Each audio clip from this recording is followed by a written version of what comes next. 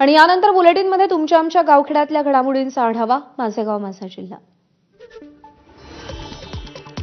साताऱ्यातील गांधी मैदानावरती 3 दिवसीय जय भीम फेस्टिव्हलचं आयोजन खासदार उदयनराजे भोसलेंनी उपस्थिती लावली. नाशिकच्या नांदगावमध्ये आमदार सुहास कांदे यांनी महामानवाला अभिवादन केलं. जयंतीनिमित्त नांदगावमध्ये बाबासाहेबांच्या पूर्णाकृती पुतळ्याचं अनावरण.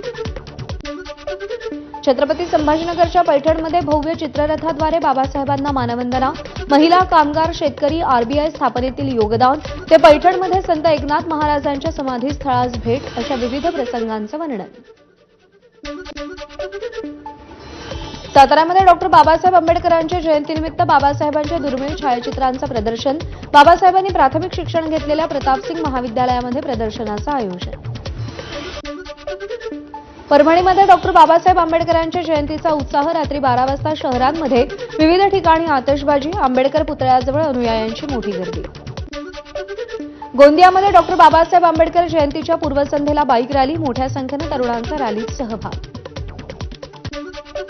डॉक्टर बाबासाहेब आंबेडकरांच्या जयंतीनिमित्त आमदार निरंजन डावखर यांनी साफसफाई अभियान राबवलं.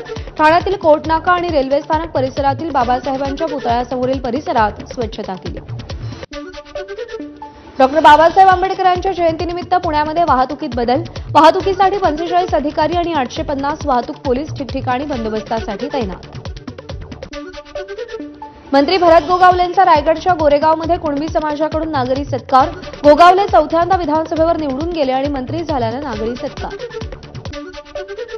नागपुरातील बोगस शिक्षक घोटाळा प्रकरणात 3 अटक. नागपूरमध्ये 580 बोगस शिक्षक आणि शिक्षकेतर कर्मचारी असल्याचं समोर. वेतनापोटी सरकारी तिजोरीला कोट्यवधींचा गंडा. धुळे महानगरपालिकेमध्ये प्रवेश करण्यासाठी आता पास काढावा लागणार. पालिकेच्या सुरक्षेची जबाबदारी आता 67 सुरक्षा रक्षकांवर. अमरावतीच्या बेलोरा विमानतळाला शिक्षण महर्ती डॉक्टर पंजाबराव देशमुख यांचं नाव देण्याची शक्यता. अलायन्स एअरलाइन्सच्या पत्रिकेत डॉक्टर पंजाबराव देशमुख अमरावती विमानतळ असा उल्लेख केल्यानं चर्चांना उधाण. धुळे महानगरपालिकेमध्ये प्रवेश करण्यासाठी आता पास काढावा लागणार. पालिकेच्या सुरक्षेची जबाबदारी 67 सुरक्षा रक्षकांवर.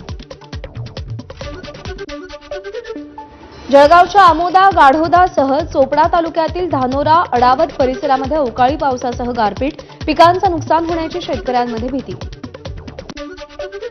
नाशिकच्या येवल्यामध्ये दुसऱ्या दिवशीही अवकाळी पाऊस. राजापूर, पन्हाळसाठे या परिसरात गारपीट तर काही ठिकाणी कांदा भिजला. शेतकऱ्यांची धावपळ.